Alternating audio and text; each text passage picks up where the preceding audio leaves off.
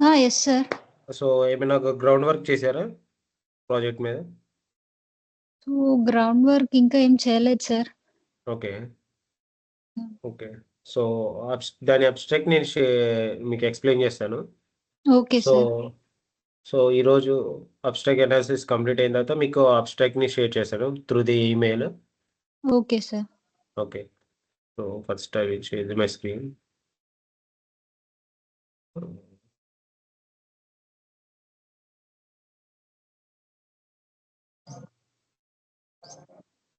హ్మ్.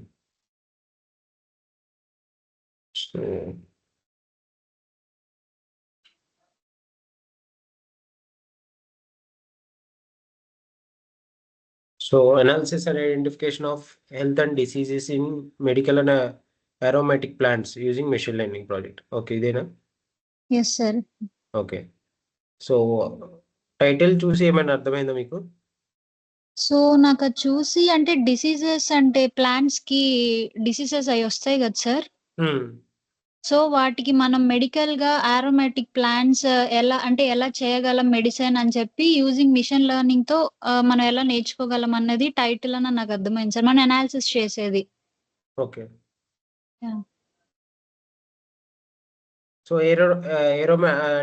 Aromatic plants అంటే మనకి ఫ్లేవర్ జాస్మిన్ ఫ్లేవర్, లావెండర్ ఇలాంటి యాహ్! స్మెల్స్ వస్తాయి గదా! So, yeah! Perfume. Yeah! Sir. హ్మ్. సో, హ్మ్. ఆ ప్లాంట్స్‌ని మనం అంటే రిక్వైర్మెంట్ ప్లేస్‌లో క్రాప్ చేస్తా ఉంటారు. సో, అలాంటి మెడికల్ ప్లాంట్స్ అండ్ ఏరోమాటిక్ ప్లాంట్స్‌ని డిసీజెస్ అనేది చెక్ చేయడానికి చాలా టైం పడుతుంది through the visualisation. Okay. Yes so, sir. ఆ ప్రాజెక్ట్‌ని మనము యూజింగ్ మెషిన్ లెర్నింగ్ యూజ్ చేసుకొని మన డిసీజెస్‌ని వితిన్ ది లెస్ టైమ్‌లో చెక్ చేసుకోవడానికి. Project. Yes okay. Sir. Okay. Hmm. So, ఈ ప్లాంట్స్‌లో ఉన్న డిసీజెస్, పెట్స్ అదే పెస్ట్ ఒస్తది గదా! పెస్ట్ అండ్ అలాగే న్యూట్రిషన్ డెఫిషియన్సీ. సో, యెస్ ప్లాంట్‌లో సార్. మనకి ఏదైతే ఫార్మర్స్ అనేది విజువలైజేషన్‌తో డిటెక్ట్ చేస్తారో, అది మొత్తం మనము మన ప్రాజెక్ట్ యూజ్ చేసుకొని డిటెక్ట్ చేస్తాం. Okay. Yeah! Within sir. The యాక్యురసీతో. ఓకే. ఓకే. సో, ఇది మొత్తము ఫార్మర్స్‌కి, రీసెర్చర్‌కి, అగ్రికల్చర్ ఎక్స్‌పర్ట్స్ నుంచి డేటా తీసుకొని మనం ఆ ప్లాంట్ హెల్త్‌ని మానిటర్ చేస్తాం. Okay. Okay sir. Abstract of the project ఇది. So, okay. మనకి ఈ ప్రాజెక్ట్ టైటిల్ చూస్తేనే మనకు అర్థమవుతది. ఓకే.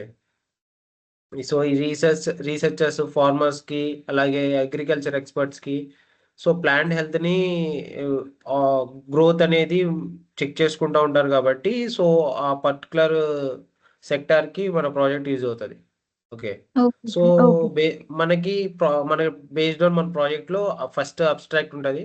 తర్వాత existing solution proposed solution, key features అలాగే టెక్నాలజీ. ఇవన్నీ మనకి మెయిన్ పాయింట్స్ మన ప్రాజెక్ట్స్‌లో.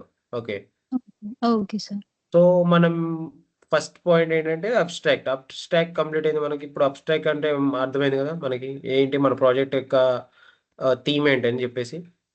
Okay. Yes sir. So, existing solution. Already ప్రీవియస్‌గా మనకి సొల్యూషన్స్ అనేది మనం ఏదైనా ప్రాబ్లమ్ తీసుకొని దానికి ఆల్రెడీ ఉన్న సొల్యూషన్‌కి బెటర్ సొల్యూషన్ కానీ, అప్‌గ్రేడెడ్ సొల్యూషన్ గాని చేస్తాం. ఎగ్జిస్టింగ్ సొల్యూషన్ అంటే ప్రీవియస్‌గా ఉన్న సొల్యూషన్ ఏంటి మనకి?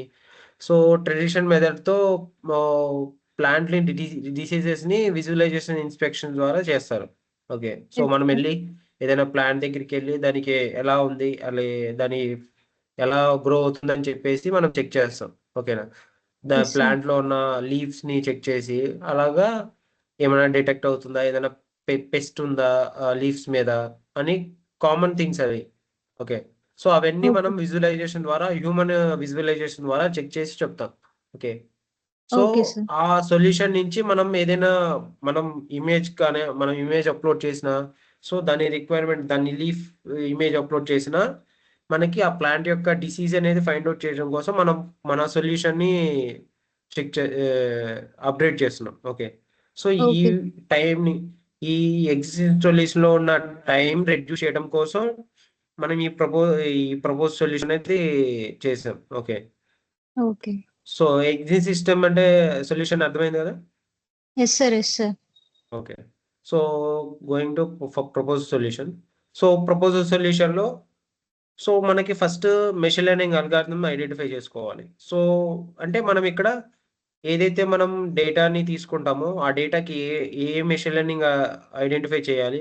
ఏ మెషిన్ లెర్నింగ్ యూజ్ చేయాలి. మనం ఫస్ట్ చెక్ చేసుకోవాలి. సో, ఇక్కడ మనకి ఇమేజెస్‌ని మనం అప్‌లోడ్ చేసి ఇమేజెస్ ద్వారా మనం డేటా యాక్యురసీ ఫైండ్ ఔట్ చేస్తాం కాబట్టి, కన్వల్యూషన్ న్యూరల్ నెట్వర్క్స్‌ని యూజ్ చేసి, సో, డీప్ లెర్నింగ్ మోడల్స్ అలాగే ఇమేజ్ ప్రాసెసింగ్ మోడల్స్ యూజ్ చేసి, మనకి ప్రపోజ్ సొల్యూషన్ అనేది మనం స్టా చేస్తాం. ఓకే. So, okay. ఇక్కడేంటంటే మనకి ప్లాంట్ యొక్క లార్జ్ డేటా సెట్ కావాలి. ఇది ప్లాంట్ హ్మ్. యొక్క images. Okay. So, different type of ఇమేజెస్‌ని తీసుకొని మెడికల్ ఏరోనాటికల్ ప్లాంట్స్‌ని చూసి, సో, ఆ ప్లాంట్స్‌లో ఉన్న లీవ్స్‌ని అలాగే గ్రోత్‌ని ప్రతి పా పాయింట్‌ని మనం డిఫరెంట్ డిసీజెస్ ఒస్తాయి. అలాంటి వాటిని క్లాసిఫై చేసుకొని బేస్డ్ ఆన్ క్లాసెస్ చేసుకొని మనం డేటా సెట్ క్రియేట్ చేసుకోవాలి. సో, వాటి బేస్ చేసుకొని ఏముంటాయి ఇక్కడ ఫంగల్ ఇన్ఫెక్షన్, అలాగే బాక్టీరియల్ డిసీజెస్, అలాగే పెస్ట్ ఇన్ఫెస్టేషన్, అలాగే న్యూట్రిషన్ డెఫిషియన్సీ ఇవే కదా మనకి మెయిన్ అంతే సార్. డిసీజెస్‌లో ప్లాంట్ డిసీజెస్‌లో ఇవే కదా మనకి క్లాసెస్. సో, యెస్ ఈ సార్. క్లాసిఫై చేసుకొని మన డిసీజెస్‌ని క్లాసిఫై చేసుకొని, మనం ఈ మోడల్స్ మెషిన్ లెర్నింగ్ మోడల్స్ మనం ఏదైతే సూట్ అవుతదో. సో, అంటే మెషిన్ లెర్నింగ్ మోడల్‌లో మనకి చాలా డిఫరెంట్ మోడల్స్ ఉన్నాయి. సో, మనకు బేస్డ్ ఆన్ మన యాక్యురసీ ఏదైతే హై యాక్యురసీ వస్తదో మనం ఆ పర్టిక్యులర్ మెషిన్ లెర్నింగ్ మోడల్‌ని అల్గారిథమ్‌ని యూజ్ చేస్తాం. ఓకే. సో, ఇక్కడ ఓకే. మనం ఏదైతే నేను అబ్‌స్ట్రాక్ట్‌లో మెన్షన్ చేసిన ఇదే రిక్వైర్మెంట్ అని మనం ఉండదు. ఓకేనా? సో, మనం ఈ ఈ ఇమేజ్ ప్రాసెసింగ్ అంటే డీప్ లెర్నింగ్ మోడల్స్‌లో ఏదైతే మనకి బెస్ట్ యాక్యురసీ వస్తదో, మనం అది చెక్ చేసుకుంటాం. సో, డీప్ లెర్నింగ్ మోడల్ అన్నా, కన్వల్యూషన్ న్యూరల్ నెట్వర్క్స్ అన్నా సో, బేస్డ్ ఆన్ ఇమేజెస్ తీసుకొని బిట్ ఫ్రేమ్స్‌గా కన్వర్ట్ చేసుకుంటది. ఐడియా ఉంది గదా! Yes so, sir. అలా చేసుకుంటది. ఓకే. సో, దానిలో ఉన్న ప్యాటర్న్స్ బేస్ చేసుకొని మనకి accuracy and adaptability of the డిసీజెస్‌ని మనకి స్పీసెస్‌ని చెప్తది. రియల్ టైమ్ ప్రాక్టికల్‌గా. ఓకే. Yes sir. సో, ఇది ప్రపోజ్ సొల్యూషన్. సో, ప్రాజెక్ట్‌కి. Okay okay. Sir. So, key features. So, మనకి మన మెయిన్ మన ప్రాజెక్ట్‌లో ఏది మనకి ఇంపార్టెంటో మనం అది కీ ఫీచర్స్‌గా మెన్షన్ చేసుకుంటాం. సో, హై యాక్యురసీ ఉండాలి. సో, లో యాక్యురసీ ఉంటే మనం డిసీజెస్‌ని కరెక్ట్‌గా ఫార్వర్డ్ చేయలేం ఫార్మర్స్‌కి. మనం మన ప్రాజెక్ట్‌ని యూజ్ చేయాలని చెప్పేసి. ఓకే. హై యాక్యురసీ ఉంటేనే ప్రిడిక్షన్ అనేది స్ట్రాంగ్‌గా ఉంటది. అలాగే ఆ ప్రో స డిటెక్ట్ చేసిన డిసీజెస్ అనేది కరెక్ట్‌గా ఉంటది. Okay. Okay so, sir.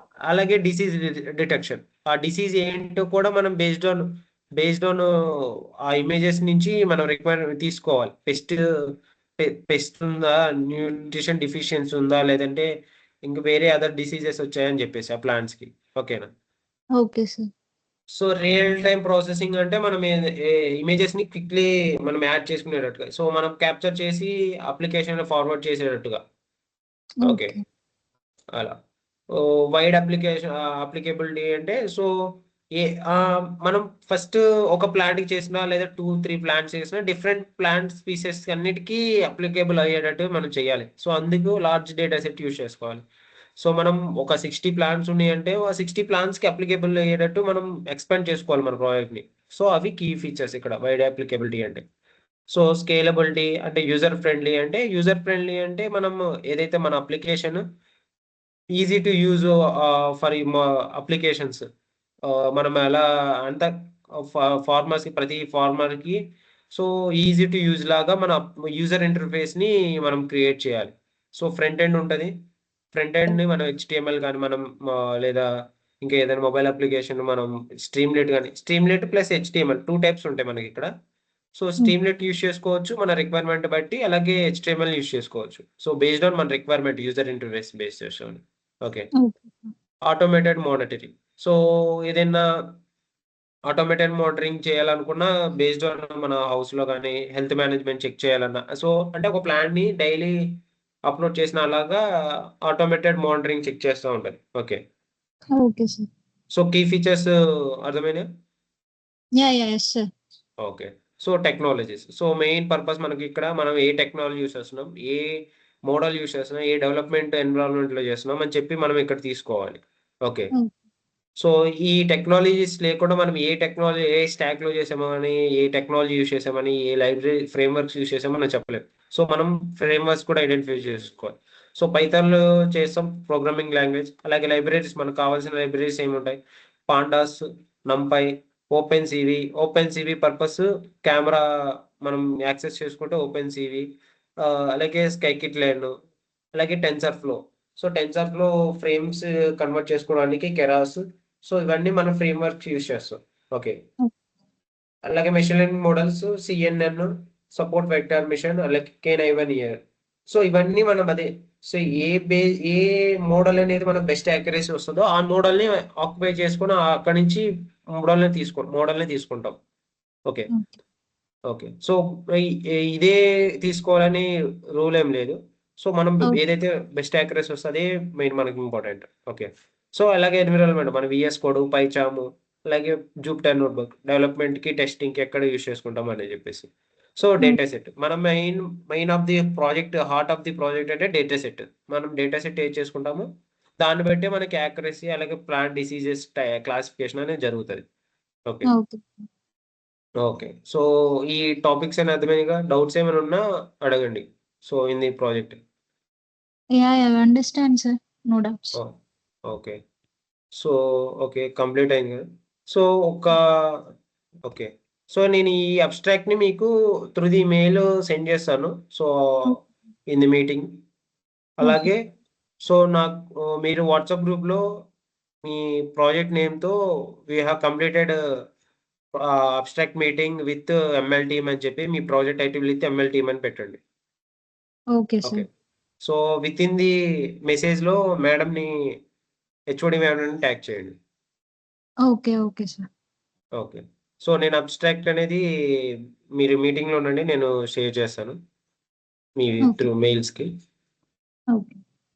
Okay. Project గ్రూప్‌లో సెండ్ చేసేయమంటారా